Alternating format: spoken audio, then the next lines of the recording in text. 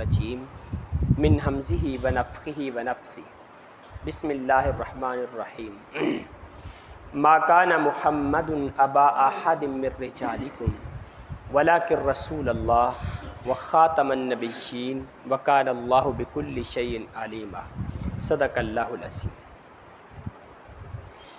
آج کی ہماری گفتگو جس موضوع پہ جس عنوان پہ ہونے جا رہی ہے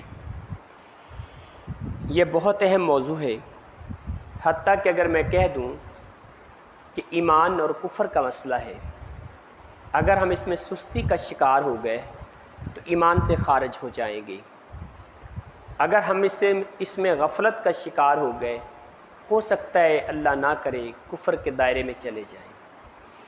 اور میں تو یہ چاہتا ہوں قیامت کا دن ہو، کائنات کے رب کی عدالت میں مجھے پیش کیا جائے تو میرے خون کے ایک ایک قطرے پہ یہ لکھا ہو کہ یہ بندہ ختم نبوت کے عقیدے کا پکا تھا، ختم نبوت کے عقیدے کا قائل تھا، اس پہ ایمان رکھنے والا تھا۔ ختم نبوت کا مسئلہ مسلمان کے لیے بہت اہم ترین مسئلہ ہے، بہت اہم ترین عقیدہ ہے، اور میں یہ بھی گزارش کروں گا کہ اس مسئلے کو، اس عقیدے کو وضاحت کے ساتھ سمجھنا بھی ہر مسلمان کے لیے ضروری ہے، خصوصاً آج کے دور میں کہ جب ایک غیر نبی کو ایک اپنے آپ ایک نبی کہنے والے جھوٹے انسان کو بطور نبی تسلیم کر کے اور اس کی اطاعت اور فرما برداری کر کے نہ خود گمراہ لوگ ہو رہے ہیں بلکہ دوسروں کو بھی گمراہ کر رہے ہیں، دوسروں کے لیے بھی ایسے وسائل، ایسے ذرائع مہیا کیے جا رہے ہیں کہ دوسرے لوگ بھی قادیانیت کو تسلیم کریں یا کم از کم اس کے بارے میں مداہنت اختیار کر لیں۔ تو لہٰذا اس مسئلے کو سمجھنا انتہائی ضروری ہے۔ عقیدہ یہ ہے کہ رسول اللہ صلی اللہ علیہ وسلم کو اللہ تعالیٰ نے خاتم النبیین بنا کر بھیجا ہے۔ ہم مسلمان ہیں اور مسلمان کے لیے سب سے پہلی دلیل قرآن مجید ہوتا ہے۔ قرآن مجید میں اللہ تعالیٰ نے بہت سارے مقامات پر رسول اللہ صلی اللہ علیہ وسلم کی ختم نبوت کا تذکرہ فرمایا ہے۔ ختم نبوت کا مفہوم کیا ہے؟ ختم نبوت کا مفہوم یہ ہے کہ نبی رحمت علیہ السلام جناب محمد الرسول اللہ صلی اللہ علیہ وسلم تمام انبیاء میں سب سے آخری نبی ہیں، سب سے آخری نبی ہیں۔ پیغمبر رحمت علیہ السلام کے بعد کوئی نبی نہیں ہوگا۔ قرآن مقدس میں اللہ تعالیٰ اس بات کا اظہار کرتے ہیں، ما کان محمد ابا احد من رجالکم ولکن رسول اللہ وخاتم النبیین۔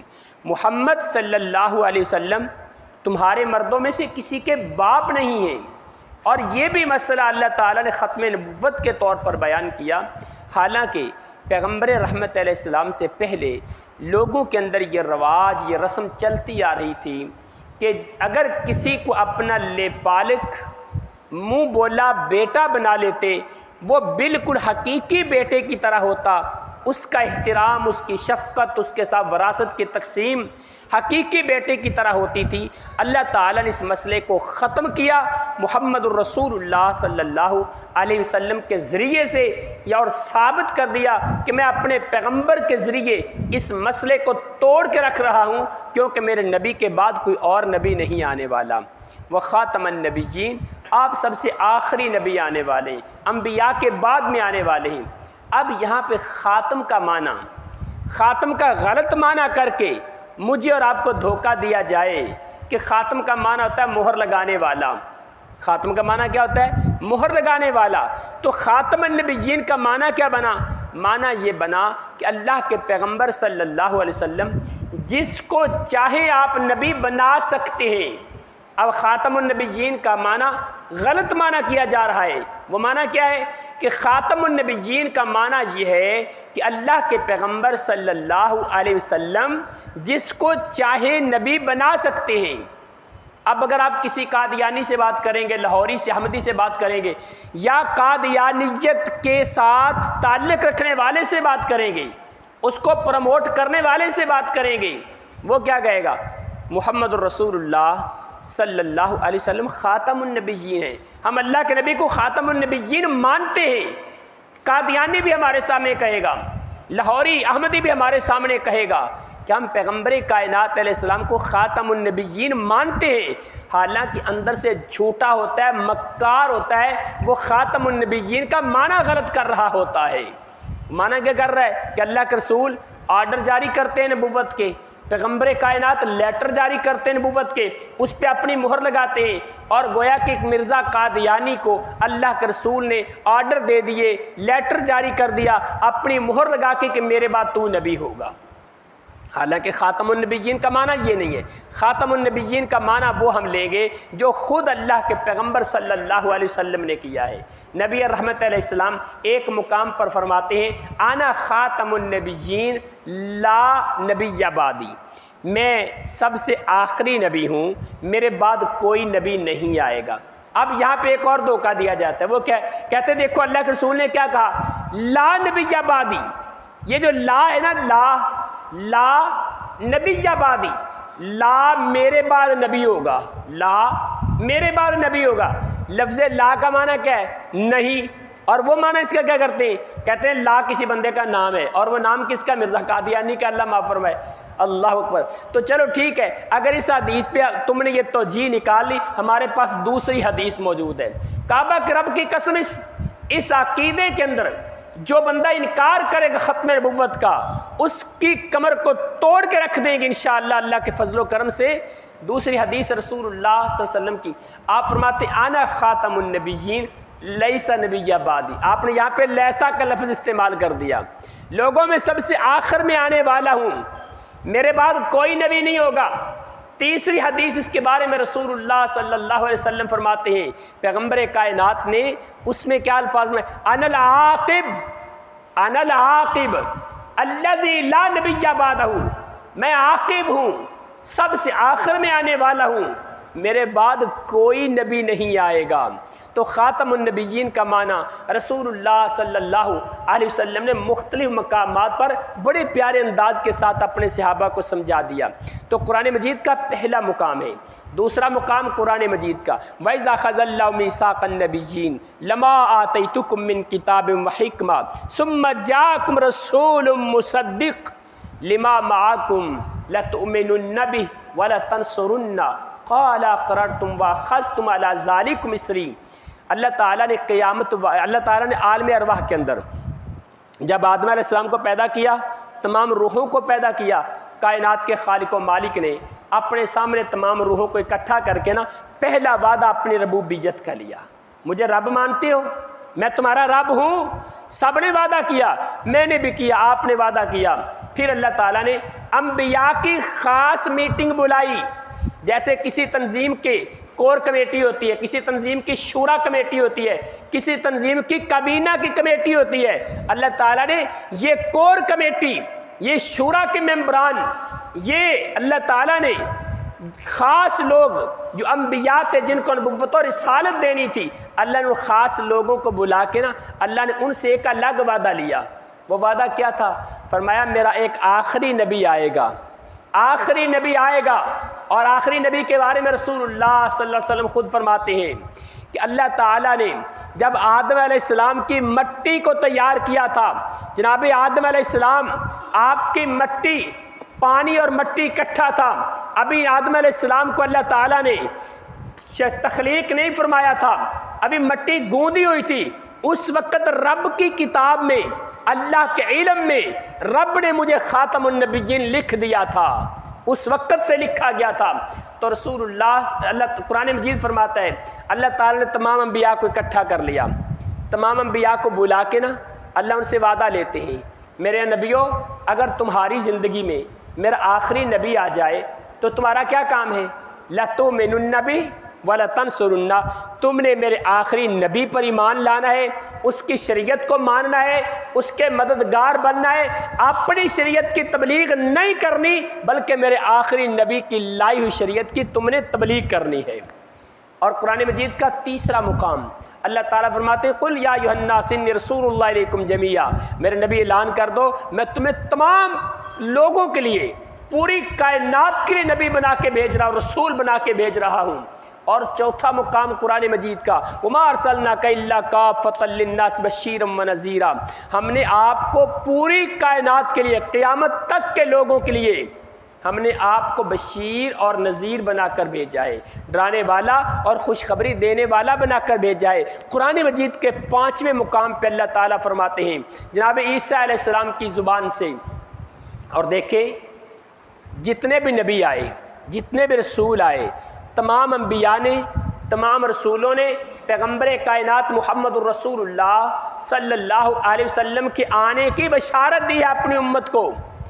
ہر نبی، ہر رسول نے نبی رحمت علیہ السلام کے آنے کی خبر دی ہے، اور جناب عیسیٰ علیہ السلام کی بشارت کو تو اللہ نے قرآن پاک میں بیان فرما دیا، وَمُبَشِّرًا بِرَسُولٍ يَأْتِي مِن بَعْدِهِ اسْمُهُ احمد، میرے بعد ایک نبی آئے گا، ایک رسول آئے گا جس کا نام احمد ہوگا، اور جناب عیسیٰ فرماتے ہیں میں اس کی خوشخبری دے کے جا رہا ہوں۔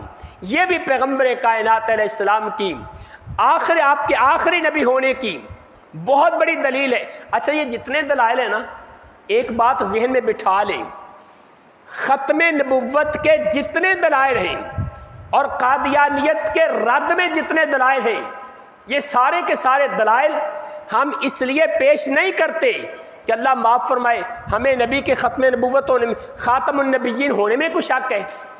ہمیں پیغمبر کائنات کے خاتم النبیین ہونے میں کوئی شک نہیں، اور مرزا قادیانی کے جھوٹے ہونے میں، اس کے لعنتی ہونے میں، اس کے مرتد اور کافر ہونے میں ہمیں کوئی شک نہیں ہے۔ اللہ کی قسم کھا کے کہتا ہوں ہمیں ایک ذرہ بھی شک نہیں۔ تو پھر یہ دلائل کیوں دیتے ہیں، یہ ساری باتیں کیوں کرتے ہیں؟ دیکھیں ساری باتیں اس لیے کرتے ہیں ان دوستوں کے لیے، ان احباب کے لیے، ان بھائیوں کے لیے جو قادیانیت کے فتنے سے مروب ہو چکے ہوتے ہیں، جو قادیانیت کے فتنے کو تسلیم کرنے کے قریب ہوتے ہیں، یا اللہ معاف فرمائے تسلیم کر چکے ہوتے ہیں، یا کم از کم اس کے بارے میں مداہنت کا شکار ہوتے ہیں۔ چلو جی رہن دو، جان دو جی، انسانی حقوق بھی ہوندے نے کوئی، چھڈو جی اسی یہودیاں عیسائیاں نال کم کار کر لینے ہاں، انہاں دی مان لینے ہاں، انہاں دے کاروبار کر لینے ہاں، تے قادیانی کڈے کو پیڑے ہو گئے نے۔ اللہ اکبر، اسی لیے ہمیں دلائل دینا پڑتے ہیں، ورنہ امام ابو حنیفہ رحمۃ اللہ علیہ کی بات بڑی کمال کی ہے، اللہ کی قسم سونے کے پانی سے لکھ دو حق ادا نہیں ہوتا۔ امام ابو حنیفہ رحمۃ اللہ علیہ سے کسی نے کہا وہ جو فلاں بندہ ہے نا اس نے نبوت کا اعلان کر دیا ہے، امام ابو حنیفہ رحمۃ اللہ علیہ اب آپ فرمانے لگے دیکھو جس بندے نے نبوت کا اعلان کیا نا، اپنے آپ کو نبی کا، وہ جھوٹا بھی ہے، دجال بھی ہے، کذاب بھی ہے، وہ دائرہ اسلام سے خارج بھی ہے، کافر بھی ہے، پکا لعنتی انسان ہے۔ لیکن جو بندہ اس کے پاس جا کے اتنا پوچھ لے او بھائی تم اپنے آپ کو نبی کہتے ہو؟ جی بالکل نبی کہتا ہوں۔ تو دلیل دو، اپنے آپ کو نبی کیوں کہتے ہو؟ جس نے دلیل مانگ لی وہ بھی اسی طرح لعنتی اور کافر ہو جائے گا جس طرح نبوت کا اعلان کرنے والا کافر ہے، جس نے دلیل مانگ لی۔ کیوں؟ قرآن مقدس کہتا ہے انا خاتم النبیین، محمد الرسول اللہ صلی اللہ علیہ وسلم خاتم النبیین ہے، قرآن مجید نے کہا ہے۔ ہمیں اس بات پر یقین کامل ہے کہ پیغمبر کائنات کے بعد کوئی نبی نہیں آ سکتا، کوئی رسول نہیں آ سکتا، کوئی ذلی بروزی نہیں آ سکتا، کوئی تشریع نبی نہیں آ سکتا۔ پیغمبر کائنات کے بعد نبوت کا دروازہ بند ہے، سب سے آخری پیغمبر محمد الرسول اللہ صلی اللہ علیہ وسلم ہے۔ اسی لیے ہمیں کسی سے دلیل مانگنے کی ضرورت ہی نہیں، لیکن یہ سارے دلائل صرف اس لیے پیش کرتے ہیں کہ تاکہ کسی کے ذہن میں اگر تھوڑی سی مداہنت آ گئی ہے، غفلت آ گئی ہے، کمزوری آ گئی ہے، وہ ہمارا بھائی اپنے ایمان کو بچا لے اور محمد الرسول اللہ صلی اللہ علیہ وسلم کے خاتم النبیین ہونے پر ایمان لے آئے۔ اور یہ بات یاد رکھو، جس طرح ہر مسلمان کے لیے اللہ کے پیغمبر محمد صلی اللہ علیہ وسلم کو رسول ماننا، نبی ماننا ضروری ہے، اسی طرح خاتم النبیین ماننا بھی ضروری ہے۔ بالکل اسی طرح مثال کے طور پہ ایک بندہ کہتا ہے بھی میں کلمہ نہیں پڑھتا، میں کلمہ نہیں پڑھتا، لا الہ الا اللہ، چلو اتنا کہہ دیتا ہوں لا الہ الا اللہ، لیکن میں محمد الرسول اللہ نہیں کہتا۔ اچھا ایمانداری سے بتائیے ہم اسے کیا کہیں گے؟ غیر مسلم، کافر، مسلمان تو نہیں کہیں گے اسے، کیونکہ اس نے کلمہ پڑھا ہی نہیں ہے، محمد الرسول اللہ کا اقرار ہی نہیں کیا اس نے۔ وہ کہتا ہے میں محمد الرسول اللہ نہیں پڑھتا، وہ دائرہ اسلام میں داخل نہیں ہو سکتا۔ وہ نماز ہمارے جیسی پڑھے، روزے ہماری طرح کے رکھے، صدقات و خیرات ہمارے جیسا کرے، اس کا اخلاق مسلمانوں جیسا ہو، اور اس کے شادی بیاہ کے معاملات اسلام کے مطابق ہوں، لیکن اس کے باوجود وہ کہے کہ میں لا الہ الا اللہ کہتا ہوں، محمد رسول اللہ نہیں کہتا، اس کی زندگی بھر کی ریاستیں، زندگی بھر کی عبادتیں، پوری زندگی کی نیکیاں ساری ضائع اور بیکار جائیں گی۔ ایک بھی مسلمان اس بات کا دعویٰ نہیں کرے گا کہ اس کی نیکیوں کو اللہ قبول کرتا ہے۔ کیوں نہیں کرتا؟ اس لیے کہ اس نے محمد رسول اللہ نہیں کہا۔ جو بندہ لا الہ الا اللہ کہتا ہے، محمد رسول اللہ نہیں کہتا صلی اللہ علیہ وسلم، وہ بندہ کبھی دائرہ اسلام میں داخل ہو سکتا نہیں۔ اسی طرح وہ انسان جو اللہ کے پیغمبر کو اللہ کے نبی کے بارے میں کلمہ پڑھتا ہے، محمد الرسول اللہ کہتا ہے، لا الہ الا اللہ محمد الرسول اللہ، یا کہتا ہے اشہد ان لا الہ الا اللہ و اشہد ان محمد الرسول اللہ، یہ پورے کا پورا کلمہ پڑھتا ہے اور دعویٰ کرتا ہے کہ میں اللہ تعالیٰ کو ایک مانتا ہوں، محمد الرسول اللہ کو اللہ کا رسول اور نبی مانتا ہوں، لیکن نبی رحمت علیہ السلام کو خاتم النبیین نہیں مانتا، اللہ کے رسول کو خاتم النبیین نہیں مانتا۔ یہ بندہ ایسا ہی کافر ہے جیسا کلمے کا انکار کرنے والا کافر ہوتا ہے، اس کے کفر میں کوئی شک نہیں ہے۔ اللہ اکبر۔ اچھا بھی اتنا اہم مسئلہ کیوں ہے؟ اتنا اہم مسئلہ کیوں ہے کہ اللہ کے پیغمبر کو خاتم النبیین لازمی مانا جائے؟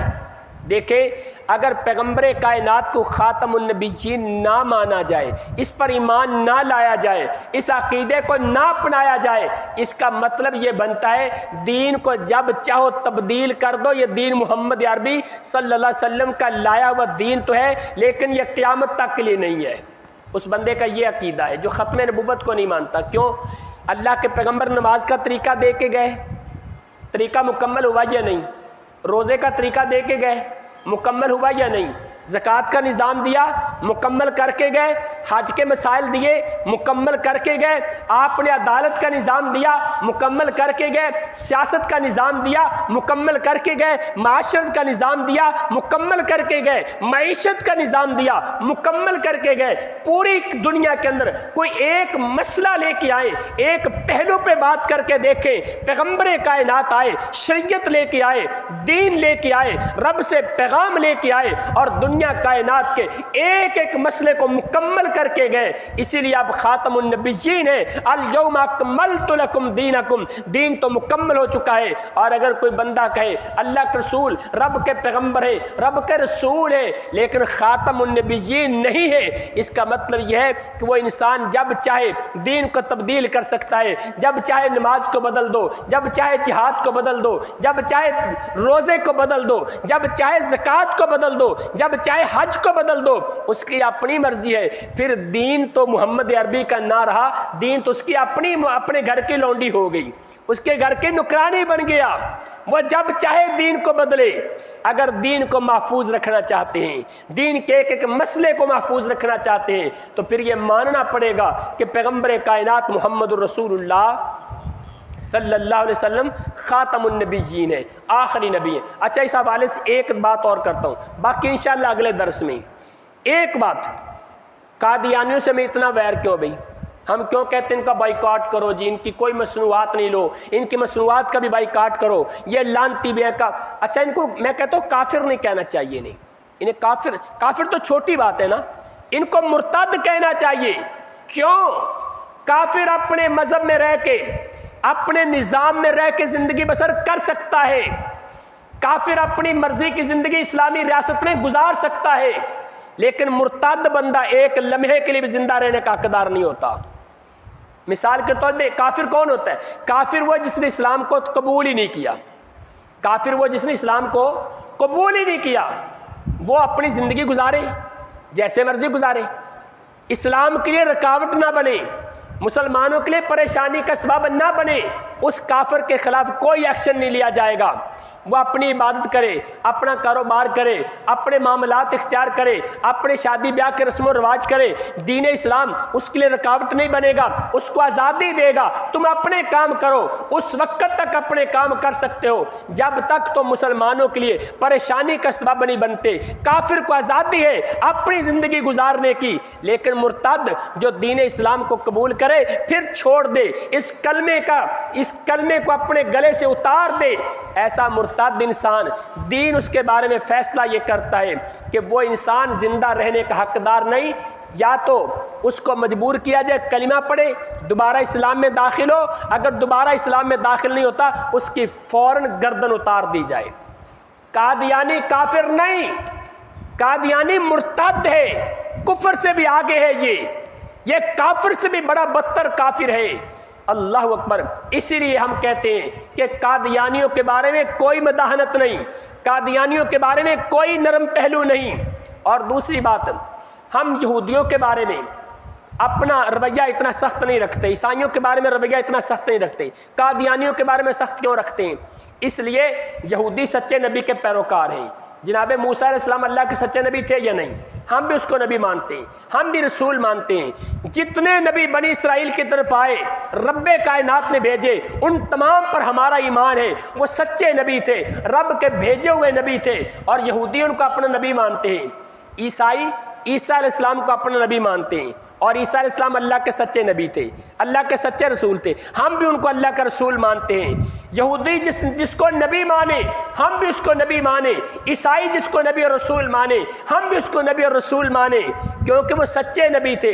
اور قادیانی جس کو نبی مانتے ہیں جھوٹا اور لعنتی ہے، اس کو ہم نبی کیسے مان لیں؟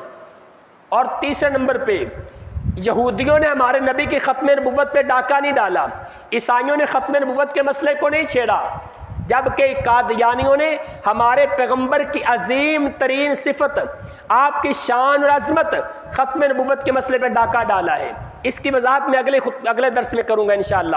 اللہ تعالیٰ سے دعا ہے اللہ تعالیٰ عمل کی توفیق عطا فرمائے، اللہ تعالیٰ ہمیں ختم نبوت کے مسئلے کو اچھی طرح سمجھ کے اپنا ایمان بنانے کی توفیق عطا فرمائے، اور اس کے انکار کرنے والوں پہ اللہ اپنی لعنتیں برسائے، ان کو اللہ تعالیٰ کیفر کردار تک پہنچا دے۔ اقول قولی ھذا واستغفر اللہ لی ولکم ولسائر المسلمین۔